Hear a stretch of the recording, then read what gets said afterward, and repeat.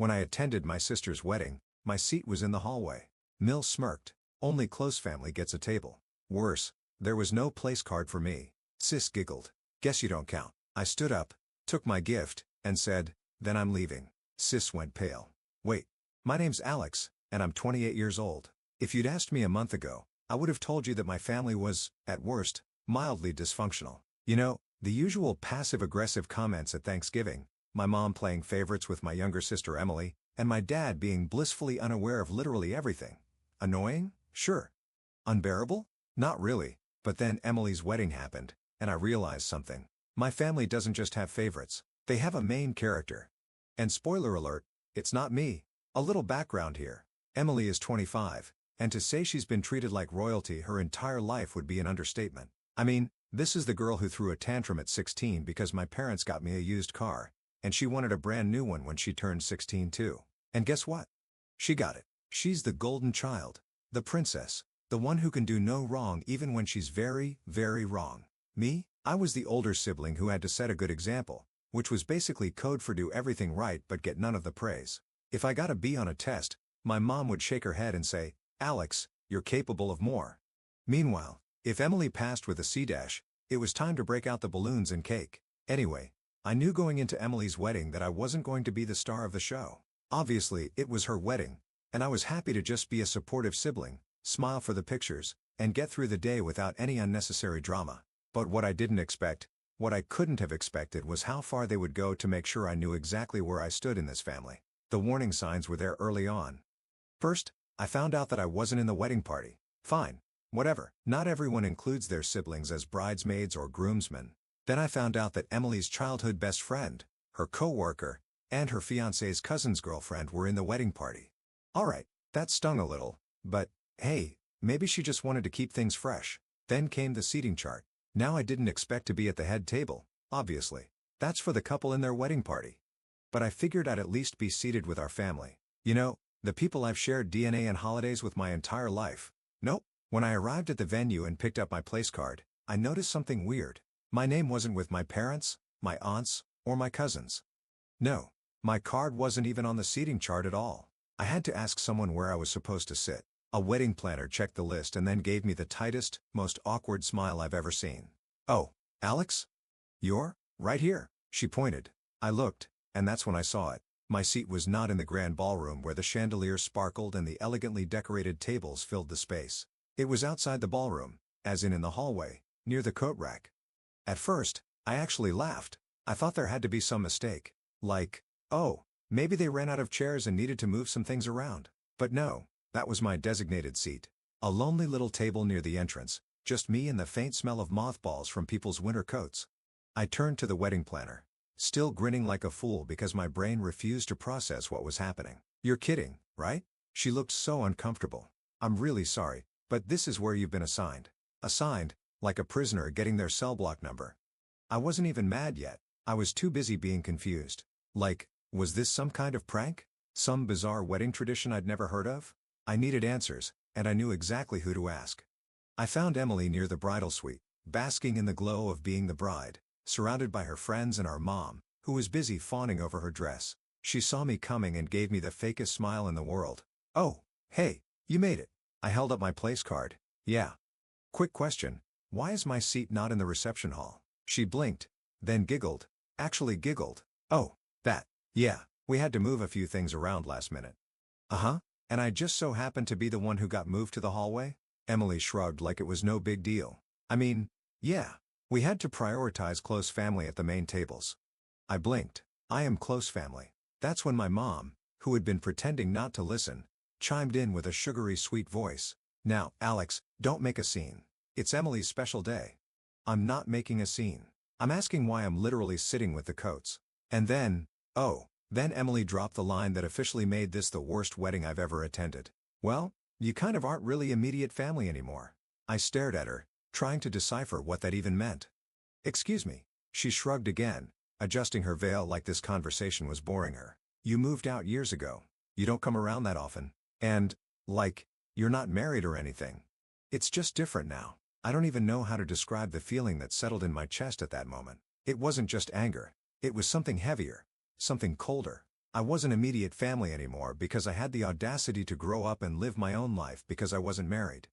Before I could say anything, another voice cut in. And that's when I saw her, Emily's mother-in-law. I hadn't interacted with her much before that day, but the second she walked up, I knew exactly what kind of person she was. The type who loved drama, thrived on it, and lived to stir the pot. She glanced at me, smirking. "Oh, you're Alex? I was wondering who that seat belonged to." I forced a tight smile. "Yep, that's me, the sibling who apparently doesn't count." Emily's Emil chuckled and gave me a once-over, her expression full of mocking sympathy. "Well, you know how weddings are. Only the most important people get the best spots." That's when it clicked. This wasn't just Emily's doing. Her new mother-in-law was enjoying this. And suddenly, everything made sense. This wasn't some seating mistake. This wasn't bad planning. This was intentional. And the moment I realized that, something inside me shifted. I wasn't going to sit through this wedding quietly. And I definitely wasn't going to leave without making a statement. I took a slow, deep breath, my fingers tightening around the place card still in my hand. All right. If this is how they wanted to play it, fine. But they forgot one thing. I grew up with Emily. I knew her secrets. I knew all the little things she said behind people's backs. And most importantly, I knew that she hated her new mother-in-law. Oh, she'd smiled in her face, acted all sweet. But behind closed doors, it was another story. And right now, I had an audience. I turned to Emily's mother-in-law, plastering on my best fake sympathetic expression. "You know, it's funny. Just the other day, Emily was so worried about seating arrangements."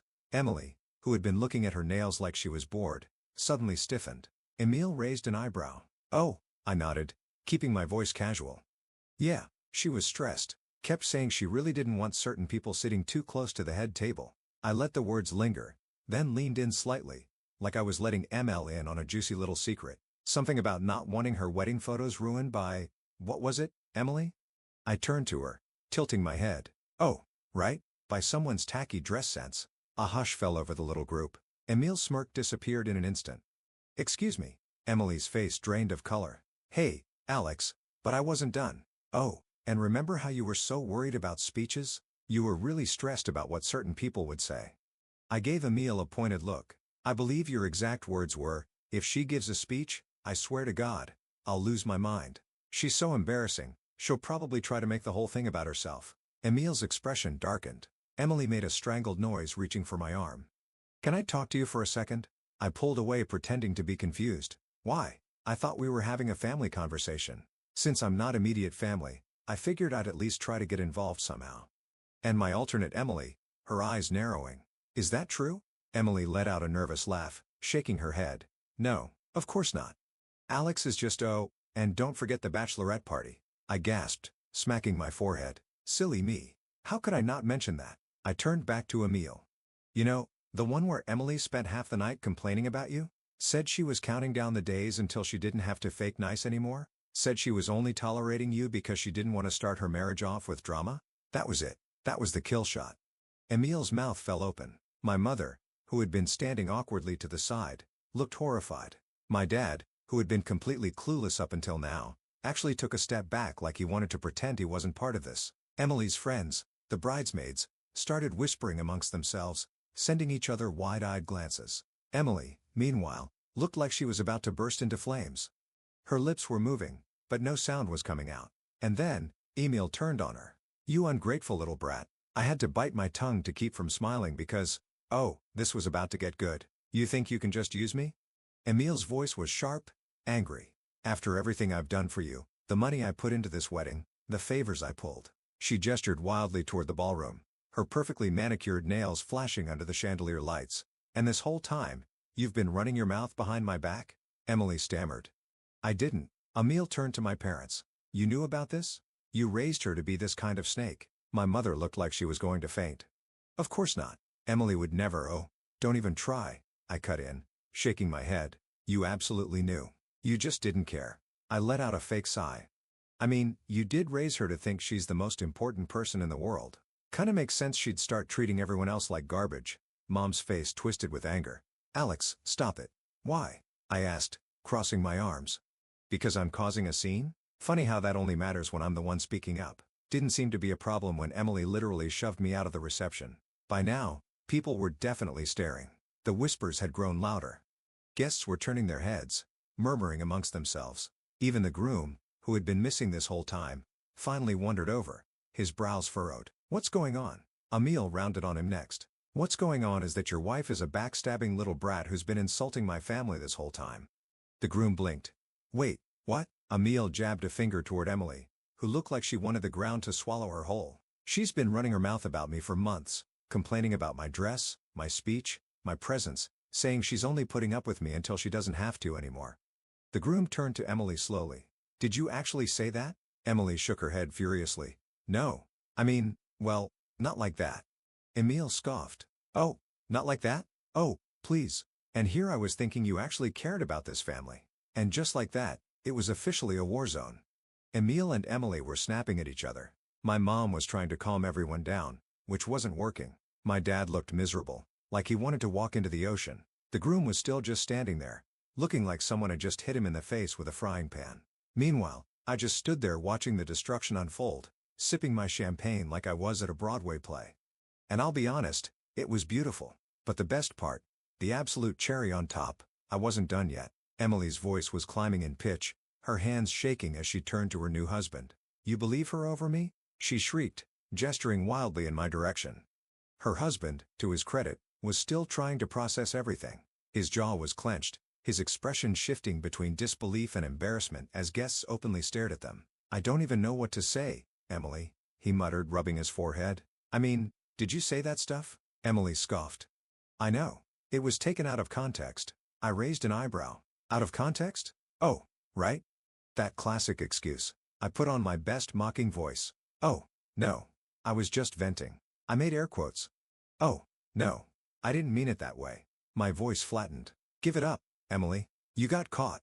And let's be honest, if I didn't say anything, you still wouldn't have cared." Emil, whose fury was only growing, turned to my parents. "And you're just okay with this?" Mom's mouth opened and closed like a fish. She looked desperate to say something that would salvage the situation. "We don't condone." "Oh, cut it," I said, waving a hand. "You absolutely knew she felt this way, and you still let her pretend to be the perfect daughter-in-law." I clicked my tongue. "Guess it's all about keeping up appearances." Emily screamed.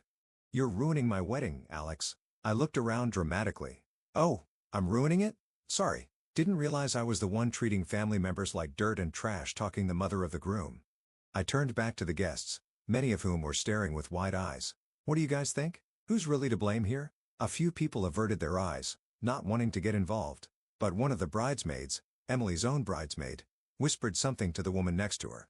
"And that woman?" She let out a laugh. That only made Emily angrier. "You think this is funny?" she hissed, whipping toward them.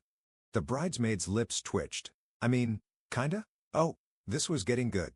Emily's hands curled into fists, but before she could explode again, I decided to wrap things up because frankly, I was bored. I let out a dramatic sigh, shaking my head. "Well, this has been lovely. Really. Just a fantastic experience, but I think it's time for me to go." Emily scoffed, throwing up her hands. "Fine, go." I grinned. "Oh, don't worry. I will." Then I turned toward the gift table, scanning the pile of expensive-looking presents stacked near the front. And there it was, my gift. The one I had spent weeks picking out. The one that had taken actual effort, thought, and more importantly, money. Emily followed my gaze, and her eyes went huge. "Alex, no." I strolled over, humming to myself as I plucked the gift from the table. Emily's jaw dropped. "Are you seriously taking it back?" I gave her a deadpan look. "Why would I leave it? Apparently, I'm not real family. Right?" I let out a fake gasp. "Oh my God. What if I accidentally contaminated it with my servant germs?" I clutched my chest dramatically. "Wouldn't want to taint your precious married life?" Emily's face turned a dangerous shade of red. "You're such a child." I shrugged, clutching the box under one arm. "Maybe, but at least I'm not a fake, lying, two-faced brat who pretends to be sweet while talking bad about people behind their backs."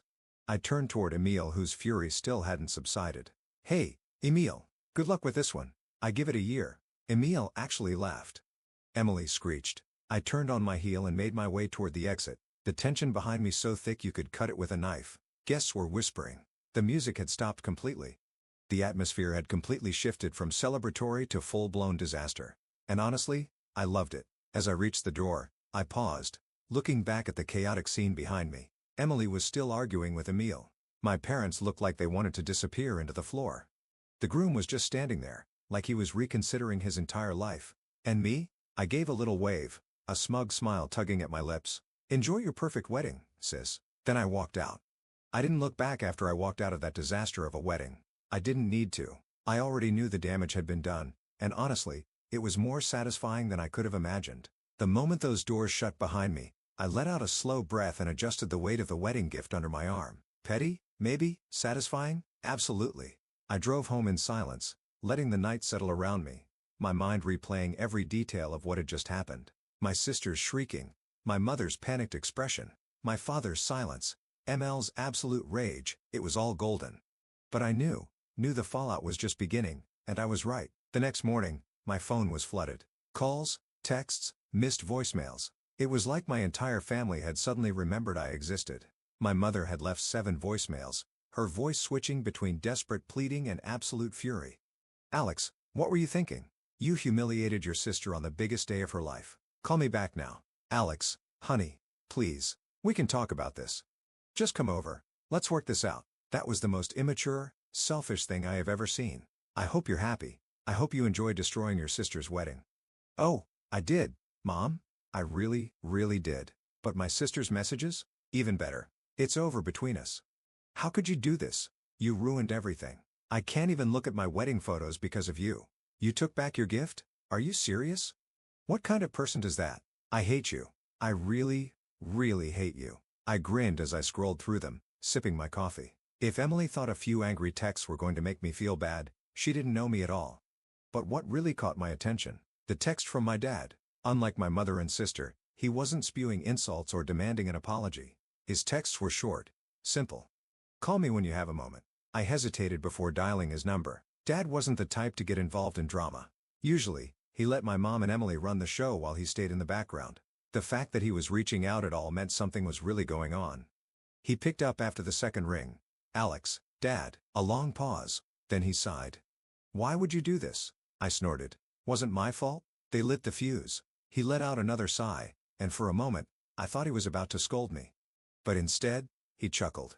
Low, almost tired. Yeah, they kinda did. That caught me off guard. Wait, you agree with me? I didn't say that, he replied. But his tone was different, quieter. But I saw what happened, and I saw how your mother and sister treated you. It wasn't right. I leaned back in my chair. So what? You're the only one not blaming me? Another pause. Not the only one. Turns out, the wedding didn't just go back to normal after I left. The damage I had done, it had been irreversible. Emile had completely lost it after I exposed Emily. She had publicly chewed her out in front of everyone, demanding to know if what I said was true. And Emily, being Emily, had panicked, tried to lie, tried to play innocent, but apparently, Emile had already suspected something was off about her. My little revelation? It had been the final straw. By the time the reception ended, Emile had all but disowned Emily. And the groom? Absolutely furious.